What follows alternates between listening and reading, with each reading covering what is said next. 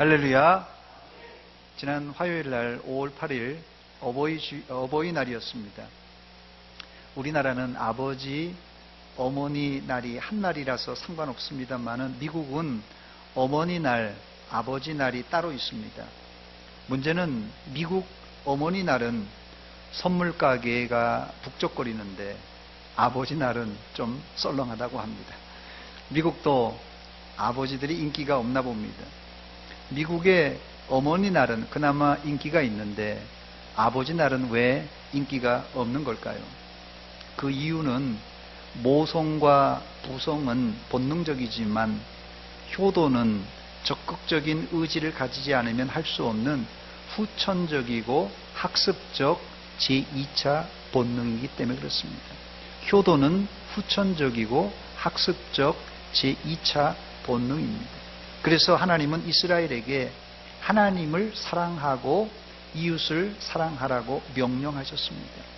사랑이 본능이라면 사랑해라 마라 상관할 것도 없지만 사랑은 후천적으로 학습되어지는 제2차 본능이기 때문에 하나님은 이스라엘에게 사랑을 명령하셨고 또 요구하셨습니다. 문제는 이 사랑이 들쑥날쑥하는 것이 문제입니다.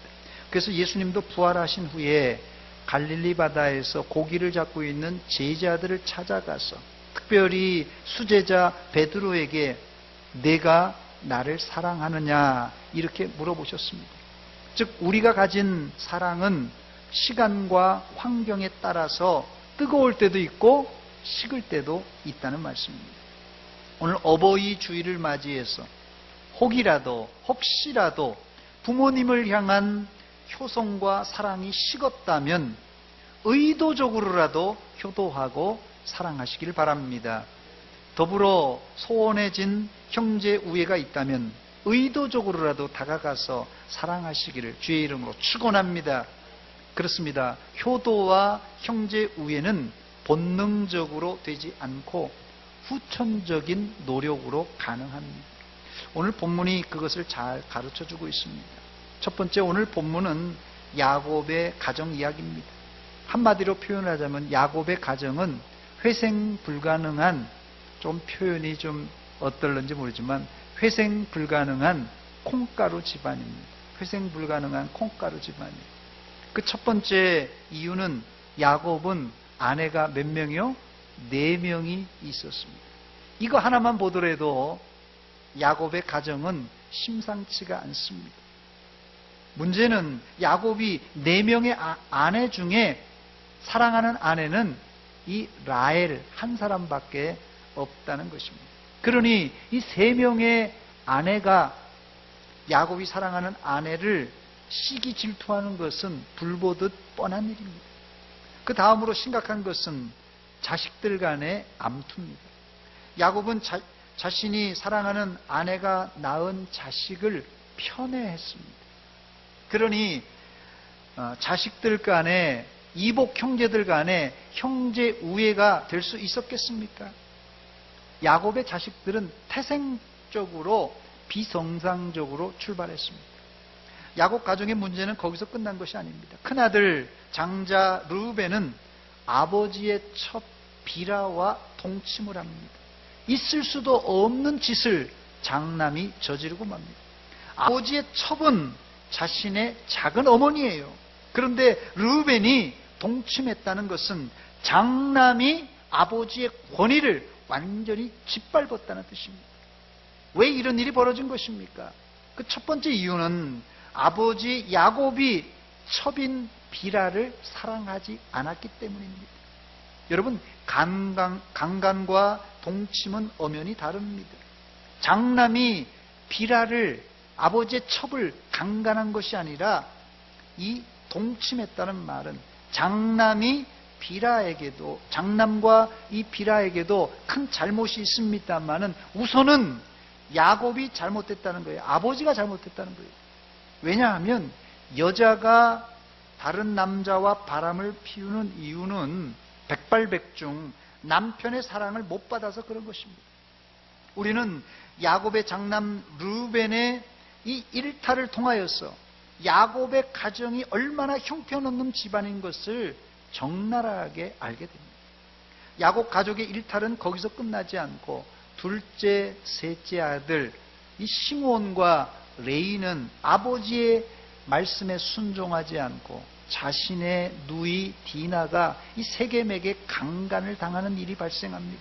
그러자 거룩한 할례를 빙자해서 세겜 남자들을 칼로 다 찔러 죽이고 또 이 재물과 여자들을 노략해 옵니다. 아버지 말에 순종하지 않았어요. 그리고 야곱 가정이 회생 불가능한 콩가루 집안이라는 끝판왕이 있는데 이 끝판왕이 뭐냐? 야곱의 11번째 아들 요셉을 이복 형들이 죽이려다가 인신매매한 사건입니다. 이 정도라면 가족이라고 볼 수 없고 철천지 원수들이 한 지붕에서 사는 꼴입니다. 세상 천지에 이런 콩가루 같은 집안이 또 어디 있겠습니까? 그렇다면 여러분의 가정은 어떻습니까? 여러분의 가정은 안녕하십니까? 여러분 가정엔 남에게 말 못할 부끄러운 일은 없습니까? 말 못할 부부 간의 갈등, 말 못할 부모 자식 간의 갈등, 말 못할 이 형제 간의 갈등, 말 못할 고부 간의 갈등 등등 우리 집안의 이야기도 끄집어내놓고 보면은 부끄러운 일들이 한두 가지가 아닌 것이 사실입니다. 그런데 놀라운 사실은 이런 형편없는 아버지와 못된 12자녀들을 사용하셔서 하나님은 이스라엘의 12지파로 세워주셨다는 사실입니다. 할렐루야! 아니 하나님이 좀 세우려면 좀 외모도 좀 반반하고 속도 좀 깊고 윤리 도덕적으로도 흠이 없는 사람을 이스라엘의 12지파의 족장으로 삼아야지 형편이 없어도 너무나도 없는 사람을 왜 하나님은 택하여서 선민으로 그것도 족장으로 세워주신 것입니다. 그 이유는 너무나도 자명합니다. 하나님의 선택과 구원은 인간의 윤리 도덕적인 기준이 아니라 하나님의 전적인 주권, 즉 은혜에 의한 것입니다. 은혜 아니면 나서지 못하네. 완전한 사랑, 그 은혜 아니면 나서지 못하네. 나뿐만 아니라 우리 모두 하나님의 은혜가 아니면 제대로 설 사람이 이 세상에 아무도 없습니다. 사랑하는 여러분, 여러분 가정 안에도 남에게 말 못할 사정들이 있을지라도 낙심하지 말고 희망을 가지고 주님만 바라보시기 바랍니다. 하나님께서 여러분의 가정을 직접 치료하시고 한 사람 한 사람 회복하여서 하나님의 가정으로 세워주실 줄 믿습니다. 저를 한번 따라서 하시기 바랍니다. 하나님의 은혜만 바라봅시다. 세상에 완벽한 아버지, 온전한 어머니, 완전한 형, 동생, 누이는 없습니다. 우리 아버지, 어머니가 완벽하지 않다는 사실을 인정할 때, 바로 그때 비로소 부모님과 형제들을 예수의 사랑으로 공경하고 사랑할 수가 있습니다. 자식들은 절대 이렇게 말해서는 안 됩니다. 나는 우리 부모님이 뭐 이렇게 해서 나는 우리 부모님을 존경할 수 없고 나는 우리 부모님에게 효도할 수 없습니다. 이렇게 말해서는 안 됩니다. 내 부모가 온전하지 못해도 반대로 내 자식이 탕자 같을지라도 그래도 부모는 자식을 안아줘야 되고 자식은 부모를 공경해야만 합니다. 이건 하나님의 명령입니다. 또한 세상 천지에 완벽한 부모, 완벽한 자식은 없기 때문에 그렇습니다. 두 번째로, 그렇다면 어떻게 야곱의 가정은 총체적인 위기, 총체적인 파산 상태에서 믿음의 가정으로 세워질 수 있었던 것입니까? 그 해답은 야곱의 가족 한 사람 한 사람을 치료하시는 하나님의 손길이 있었기 때문에 그렇습니다. 이런 치유를 통하여서 하나님도 최소한 이 야곱 가정을 치료하기 위해서 최소한 22년이나 걸렸습니다. 이 치유 과정 속에서 하나님은 야곱 가정을 일일이 개별적으로 만지시고 훈련시키시고 그리고 나서 믿음의 가족 구성원으로 만들었습니다. 여기서 이 믿음의 가족이란 무슨 뜻이냐면요, 믿음의 가정이란 부모를 미워하고 형제를 미워하던 자식들이 부모에게 효도하고 형제 우애하고 더불어 부모인 야곱도 자녀들을 진심으로 사랑하는 가족이 되었다는 그런 뜻이에요. 가족 치료는 물론이거니와 이 교회 공동체의 치료는 미꾸라지 한 마리만 잡아서 해결되지 않습니다. 가족이라면 가족 구성원 모두가 치료를 받아야 되고, 교회라면 교회 공동체 전체가 치료받아야 회복이 가능합니다. 왜냐하면 가족과 교회는 공동체로 존재하기 때문에 이 공동체는 말이에요, 서로 물고 물리는 아주 끈끈한 관계, 유기적인 관계로 연결되어 있기 때문에 그렇습니다. 예를 들면 야곱 가정의 갈등의 출발은, 야곱이 몇 명 아내가 있었다고요? 4명의 부인이 있었어요. 뭐 자기 자의로 4명이 아니었지만 어쨌든 간에 하여튼 야곱의 부인이 4명이 있었고, 또 요셉을 편애했기 때문에 이 가정의 문제가 시작이 되었어요. 그러니 자녀들이 생각할 때는 우리 집안을 이렇게 어지럽히고 망친 주범은 아버지예요. 아버지가 매일 술만 먹고 와서 행패만 부리고, 어머니도 막 구타하고 막 상을 뒤엎고, 아버지가 이렇게 우리 집안을 망가뜨렸으니까 아버지가 변하고 아버지가 회개해야 된다고 자식들이 말할 수 있을지 모르겠어요. 그러나 가족의 치료는 그렇게 간단하지가 않습니다. 왜냐하면 이미 자녀들도 이 구조적으로 망가진 그런 상황에, 환경에 노출되어 있기 때문에 아버지뿐만 아니라 어머니도 자녀들도 다 일그러져 있는 상태이기 때문에 그렇습니다. 그러므로 아버지는 물론 어머니와 자녀들도 다 치료받아야 가정이 새로워질 수가 있습니다. 또 집안에 미꾸라지 같은 한 명의 자녀가 있을 때 이 문제는 단순히 한 자녀의 문제가 아니라 문제 자녀 뒤에는 문제 부모가 있다는 이 상담의 가장 기본적인 수칙처럼 반드시 부모가 치료를 받아야 자녀도 치료를 받을 수 있는 것입니다. 그러므로 여러분들의 가정의 갈등과 불행을 너무 쉽게 아버지 탓으로, 어머니 탓으로, 어떤 한 자식 탓으로 돌려서는 안 됩니다. 왜냐하면 우리가 남이가, 우리는 가족입니다. 가족이기 때문에 그렇습니다. 교회도 마찬가지입니다. 교회 문제가 발생했을 때도 한 부분이나 한 사람에게만 화살을 돌리지 말고 온 구성원 전부가 책임지는 자세가 될 때 문제가 그때부터 술술술술 풀려나갈 줄 믿습니다. 오늘 본문의 야곱 집의 해결 방법은, 이제까지 자녀들이 아버지를 비난하고 아버지가 어떤 자식은 이뻐하고 편애하고 나는 미워하고, 어떤 자식은 좋은 옷을 해입히고 어떤 자식은 좋은 음식 주고, 이런 것 때문에 발생했는데 치유의 방법은 정반대로 일어납니다. 치유는 비난의 화살을 아버지나 형제들에게 돌리는 것이 아니라 바로 나에게 돌리고 그 책임을 내가 지겠다는 자세가 될 때 야곱 가정의 문제는 눈 녹듯이 해결되었습니다. 할렐루야! 여러분의 가족의 문제를 푸는 방법, 여러분, 가족의 문제를 푸는 방법은 복잡하지 않아요. 왜? 가족이기 때문에. 여러분, 가족의 문제 푸는 방법은 복잡하지 않습니다. 복잡하면 가족이 아니에요. 아버지, 남편, 아내, 자식들에게 향하던 비난의 화살을 내게로 돌리고 모든 책임을 내가 지겠다고 할 때 우리 가족 안에 일어난 모든 문제입니다. 모든 문제, 어떤 문제든지 눈 녹듯이 완전히 녹아내릴 줄 믿습니다. 그 좋은 예가 오늘 본문에 나오는 야곱의 장남 르우벤과 넷째 아들 유다의 말 속에 다 들어가 있어요.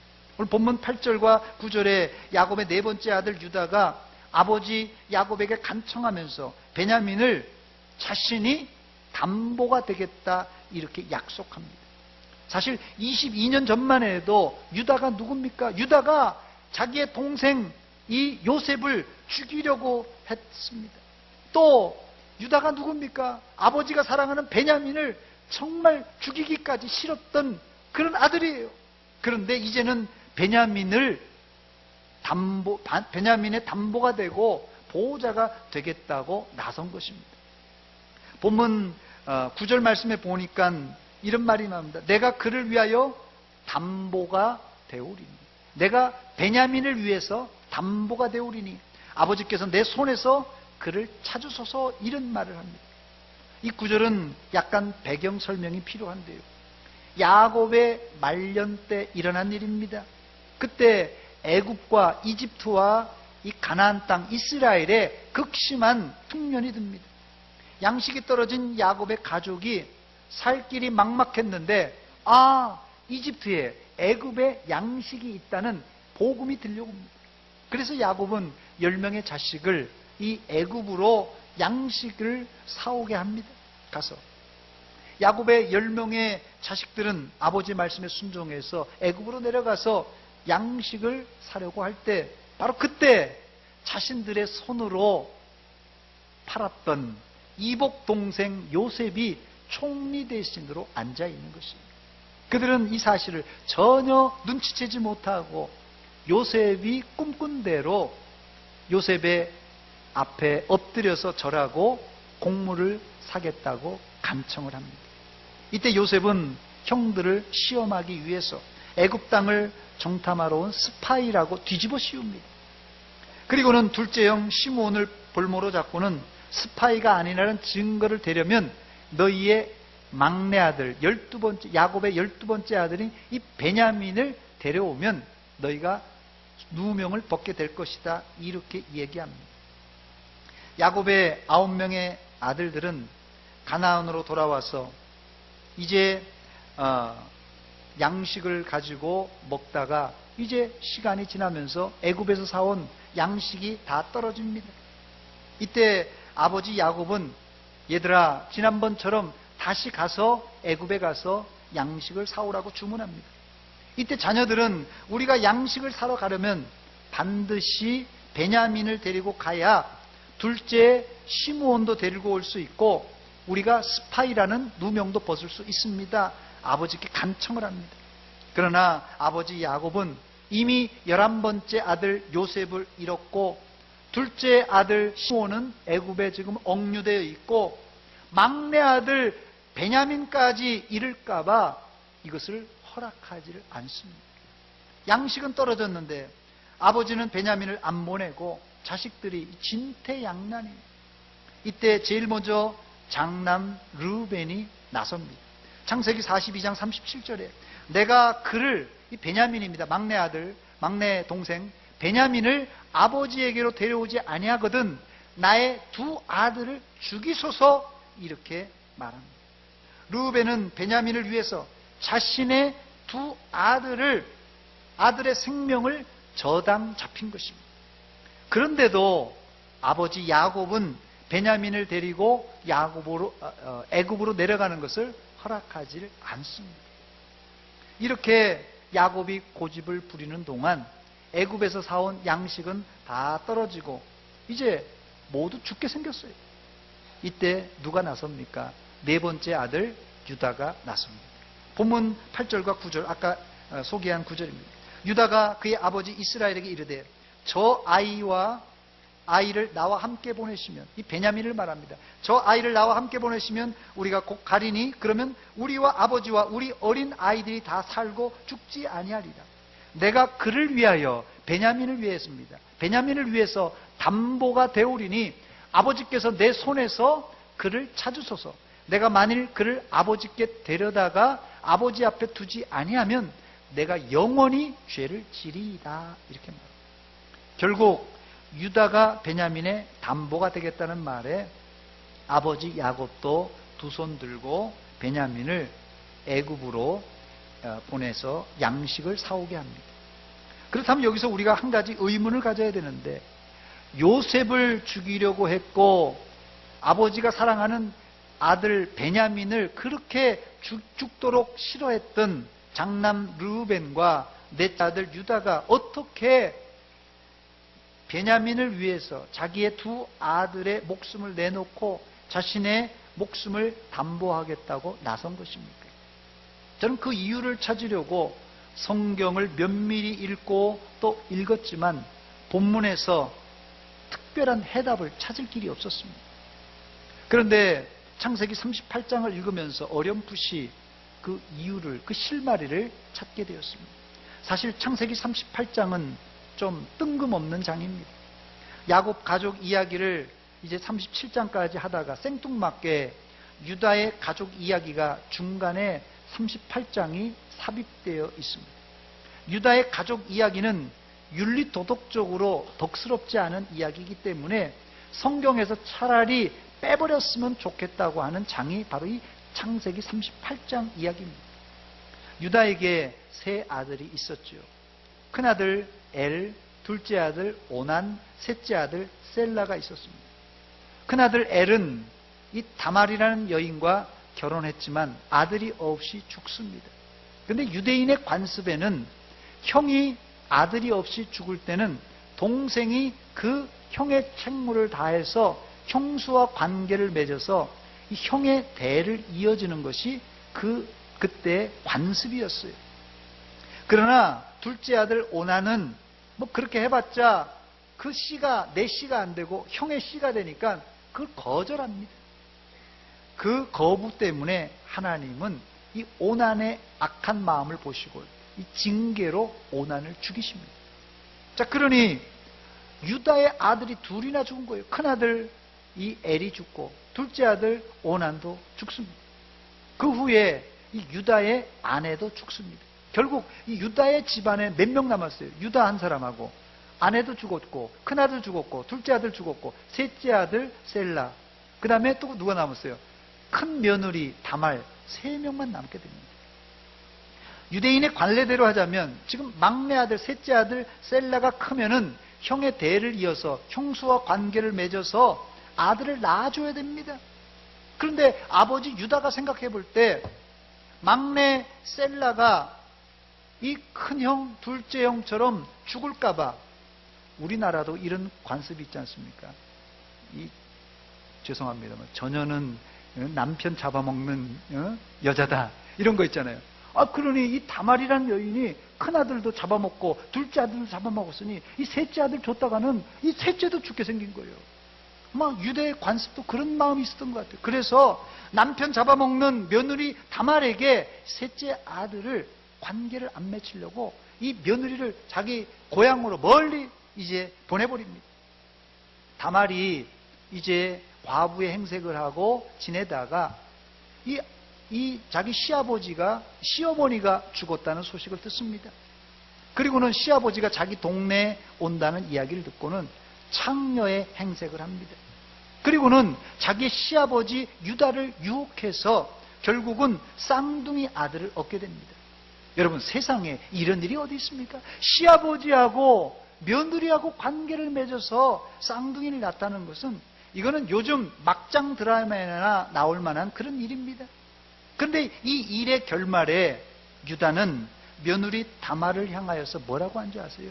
이런 일을 저질렀던 창녀의 행색을 해서 이 시아버지를 유혹해서 쌍태를 출산한 이 다말을 향하여서 뭐라고 하냐면 그는 나보다 옳도다. 그는 나보다 더 옳도다라는 말을 합니다. 성경의 사건들을 세상 윤리 도덕적인 관점에서 보면 이런 사건은 이런 콩가루가 없는데 이것을 성경은 유다의 입을 빌어서 이런 행위조차도 뭐라고요? 옳은 행위, 의로운 행위라고 합니다. 결국 그 쌍태는 유다의 자녀로 입적이 되고 그 쌍태의 대를 이어 족보를 이어 누구의 족보까지 연결됩니까? 예수 그리스도의 족보가 바로 이런 부정한 방법으로 이런 족보가 형성이 된 것이에요. 예수님이 이런 윤리 도덕적으로 말이 안 되는 조상의 계보를 통하여서 출생하였습니다. 아주 충격적인 사건입니다. 껍데기만 보면 성경은 알다가도 모를 일이에요. 그러므로 성경을 읽을 때 여러분들의 생각과 상식, 세상의 윤리 도덕적인 잣대로 읽으면 안 됩니다. 결국 유다가 이런 산전수전 공중전을 다 겪고 자신들의 아들 2명을 먼저 앞세우고 나서 이제 생각해 보니까 아주 조금 아버지 야곱의 마음을 알게 된 것입니다. 이것이 오늘 본문에서 유다가 아버지 야곱을 설득하면서 자신의 동생 베냐민의 담보자, 보호자가 되겠다고 했던 배경입니다. 이것이 도저히 변화될 것 같지 않아 보였던 야곱의 자녀들이 어떻게 변화되고 성화되었는지를 추측해 볼 수 있는 아주 중요한 단서가 됩니다. 즉 유다의 효도는 자기가 자식을 낳아보고 자기의 자식을 2명이나 잃고 고통을 당하고 나서야 비로소 아버지 야곱의 마음을 이해할 수 있었고, 더 나아가서는 하나님 아버지의 마음을 이해하는 믿음의 사람이 되었던 것입니다. 사랑하는 여러분, 자식에게 부모가 하는 가장 큰 욕이 뭡니까?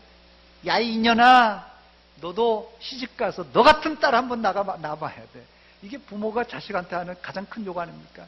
야 이놈아, 너도 장가가서 너 같은 아들 한번 낳아봐야 돼. 이게 부모가 하는 자녀에게 하는 가장 큰 욕입니다. 나 같은 자식 낳아보기 전까지는 자식은 부모의 마음을 모르는 것입니다. 늦었지만 최소 22년 걸렸지만 장남 르우벤과 넷째 유다 그리고 야곱의 자녀들은 그제서야 아버지 야곱의 마음을 깨닫고 아버지 야곱에게 진심을 다해 효도할 수 있었고, 더 나아가서는 형제 우애의 물꼬를 트는 그런 실마리를 마련한 것입니다. 여기 유다가 사용한 말 중에 이 담보라는 단어가 여기 나오는데 히브리어로는 이 아라브라는 단어입니다. 이 아라브라는 단어가 영어로는 개런티라는 단어입니다. 개런티. 이 개런티를 요즘도 우리나라에 조금 쓰긴 하는데요. 이 개런티란 뜻은 예를 들자면 이런 거예요. 어떤 제품을 내가 하나 샀단 말이에요. 이 제품을 샀는데 이 제품에 1년 보증 기간이 있잖아요. 이걸 개런티라고 합니다. 이 1년 개런티, 1년 보장한다는 거예요. 1년 안에 제품에 하자가 발생하면 회사가 다 책임지든지 아니면 마음 안 들면 다시 돈을 돌려주겠다, 환불해주겠다는 그런 뜻입니다. 그래서 이 개런티란 말을 함부로 쓰면 안 됩니다. 개런티 잘못됐다가는 망해요. 회사도 망해요. 그래서 이 개런티는 상당히 무거운 책임이 포함된 말입니다. 유다는 아버지 이스라엘에게 자기도 아들을 잃은 고통을 당하고 나서 내가 막내 아들, 막내 동생 베냐민의 보증인이 되겠다고 한 것입니다. 여러분, 제 주변에도 보증 잘못 썼다가 쫄딱 망한 사람 한두 명이 아닙니다. 그런데 유다는 거침없이 베냐민 생명을 자신의 생명으로 담보하겠다, 보증하겠다는 말이에요.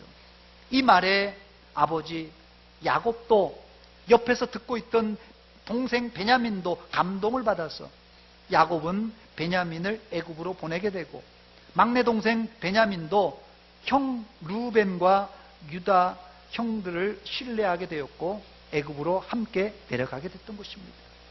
그래서 제가 오늘 설교 제목을 형제 우애는 부모께 효도라는 말을 제가 여기 제목으로 달아놓은 이유가 여기 있습니다.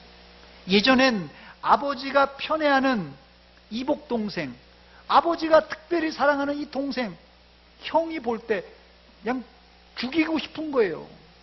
그런 거 없습니까? 자녀들 많은, 형제들 많은, 예전 어릴 적에, 형을 너무 사랑하고 장남이라고 사랑하고 막내라고 사랑하니까 아버지가, 어머니가 너무 미운 거예요. 형제들이 볼 때는. 예전에는 아버지가 편애하는 이복 동생 죽이기까지 미웠는데 이제는 이 동생을 자기 아들보다 더 사랑하겠다고 고백하고 그 베냐민을 위해서 내가 담보자가 되겠다고 이야기하고 있습니다. 어떻게 이런 일이 벌어졌습니까? 어떻게요? 자기도 아들을 낳아보니 아버지의 마음을 이해하게 된 것입니다. 세 번째, 그런데 히브리어 이 아라브라는 담보라는 말은 예수님께서 오셔서 완성한 단어입니다. 즉 과거엔 우리가 죄로 인해서 하나님과 우리가 원수된 관계였습니다. 완전히 하나님과 우리가 단절된 상태였어요. 마치 야곱의 가족 식구들처럼 완전히 하나님과 우리 관계는 헝클어져 있는 관계였습니다. 그런데 예수님께서 오셔서 원수된 우리를 위해서 십자가를 지심으로 예수님께서 우리의 생명의 담보자, 생명의 보증인이 된 것입니다. 그래서 이 구약의 담보라는 단어는 신약의 대속, 구속이라는 말과 동의합니다. 이 대속이라는 말은 과거 이 노예 제도가 있었을 때 이 노예 시장에서 노예의 값을 치르고 노예를 사온다는 그런 뜻입니다. 즉 예수님은 죄의 노예였던 우리를 십자가에서 대가를 지불하고 우리의 생명을 사심으로 이제 우리는 죄의 노예가 아니라 예수님의 소유가 된 줄 믿으시기 바랍니다. 다른 말로는 죄에서 해방된 자유인이 되었고 다른 한편으로는 예수님의 노예가 되었어요. 이제는 예수님이 우리를 샀기 때문에 예수님의 종이 되었고 노예가 된 것입니다. 그런데 유다는 자신이 했던 말을 사실은 애굽에 내려가서 이 요셉이 짜놓은 이 각본에 따라서 베냐민이 어려움에 처하게 됩니다. 심지어는 그 각본대로 하자면 베냐민이 생명을 잃게 돼요. 이런 위기 상황이 발생하자 유다가 전에 했던 이야기, 내가 베냐민의 생명을 담보하겠다는 그 말을 실행에 옮깁니다. 창세기 44장 32절 33절입니다. 주의 종이 내 아버지에게 아이를 담보한 얘기 여기 나오죠. 담보하기를 내가 이 일을 아버지께로 데리고 돌아오지 아니하면 영영이 아버지께 죄짐을 지리이다 하였사오니 이제 주의 종으로 그 아이를 어떻게 해요? 대신하여, 이 말입니다. 이게 아주 중요한 말인데요. 그 아이를 대신하여, 이 아이의 생명을 대신하여 내가 여기 머물러서 종으로 섬길 테니까 내 주의 종이 되게 하시고, 자기는, 그리고 그 아이는 그의 형제들과 함께 아버지께로 올려 보내달라고 이렇게 말합니다. 이 말은 유다가 동생 베냐민을 대신하여 대속적 죽음을 감당하겠다는 뜻입니다. 즉 유다의 변론을 통하여 우리는 죄의 종이었던 우리를 예수님께서 자신의 생명을 지불하시고 구원하신 그 예수님의 십자가의 흔적을 우리가 발견할 수 있습니다. 이제 말씀을 맺습니다. 오늘 어버이 주일을 맞이해서 여러분 가정에 혹시라도 어떤 심각한 문제가 있습니까? 그 문제의 실마리를 여러분 어떻게 풀려고 하십니까? 아이 그거는 아버지 때문에 일어난 일이에요. 아이 그거는 저 막내 때문에 일어난 일이에요. 그거는 엄마 때문에 일어난 일 아닙니까? 죄를 지적하고 따지고 논쟁하여 가정의 문제를 풀 수 없습니다. 어떻게 우리 가정의 문제, 이 위기를 풀어갈 수 있습니까? 마치 야곱의 자식들이 위기에 처한 막내 아들 베냐민을 위해서 내 두 아들의 목숨을 담보하고 심지어 내 목숨을 담보하겠다는 이 장남 르우벤과 넷째 아들 유다의 말같이 그런 말을 하고 그렇게 실천할 때 그때 어떤 일이 벌어집니까? 아버지 야곱, 아버지도 감동하고 막내 아들 베냐민도 형들이 날 데리고 갔다가 죽이면 어떻게 하나 떨떨 떨고 있는데 베냐민도 이제 감동하고 또 사실은 22년 전에 자기들이 팔았던 요셉 가장 피해자 아닙니까? 그 피해자였던 요셉도 그 담보라는 소리 듣고 마음에 감동을 받아서 야곱의 가족은 야곱의 노년에 행복한 가정이 된 줄 믿으시기 바랍니다. 구체적으로 어떻게 행복하게 바뀌었습니까? 어떻게요? 편애하고 한 부인만 사랑했던 미움의 대상이었던 아버지를 자식들이 이제는 그런 거 생각하지 않고 진심을 다해서 효도하는 자식들이 되었고, 또 이복 동생들끼리 알력이 많았잖아요. 서로 편애한다고 알력이 많았는데 서로 이제 부둥켜 안고 서로 사죄하고 울면서 용서를 구하고 용서하는 그런 가족이 되었어요. 여러분의 가정도 아버지, 어머니, 자식들 누구 잘못했다, 잘못을 따질 것이 아니라 내가 모든 것을 책임지고 담보하겠다고 말함으로 여러분들의 집안에 있는 무슨 갈등인지 모릅니다. 어떤 문제인지 모릅니다. 그러나 내가 책임진다고 할 때, 내가 담보한다고 할 때 여러분의 가정의 모든 갈등들이 봄눈 녹듯이 녹아내릴 줄 믿습니다. 같이 기도하겠습니다. 이 시간 기도할 때 하나님, 우리 가정을 아신 하나님, 부모 자식 간에, 부부 간에, 고부 간에 이런 갈등들을 아신 하나님, 우리 가정을 치료하여 주시옵소서. 내가 희생하겠습니다. 내가 담보가 되겠습니다. 내 생명을 내놓겠습니다. 주님, 우리 가정을 치료하여 주시옵소서. 한 목소리를 같이 기도하겠습니다. 하나님 아버지, 아버지, 아버지, 우리 가정을 치료하여 주시옵소서. 우리 가정을 치료하여 주시옵소서. 아버지여, 아버지 하나님, 부모님과 자녀와 손주들과 하나님이요, 고부간의 갈등, 하나님 형제들 간의 아버지 갈등과 부자지 간의 하나님 갈등과 아버지 실타래처럼 아버지 꼬여있는 아버지 하나님, 이 모든 갈등과 문제들이 주 예수 그리스도의 십자가로 하나님 하나가 되게 하시옵소서. 담보와 보장으로 개런티로 하나가 되게 하여 주시옵소서. 아버지여, 봄눈 녹듯이 녹아내리게 하여 주시되 예수 그리스도의 십자가로 하나가 되게 하시고 십자가로 하나님 아버지 풀어지게 하여 주시옵소서. 아버지 도와주시옵소서. 하나님 아버지, 우리 가정의 문제를 이 예배 시간에 적나라하게 내놓습니다. 하나님, 우리 가정의 갈등과 문제를 아시는 하나님, 하나님께서 이 시간 찾아와 주시다 가족 구성원 한 사람 한 사람 마음을 위로하여 주시고 치료하여 주시옵소서. 또한 내가 우리 가정을 위하여 희생하겠습니다. 내가 가정을 위하여서, 내가 공동체를 위해서 담보가 되고 보증이 되겠습니다.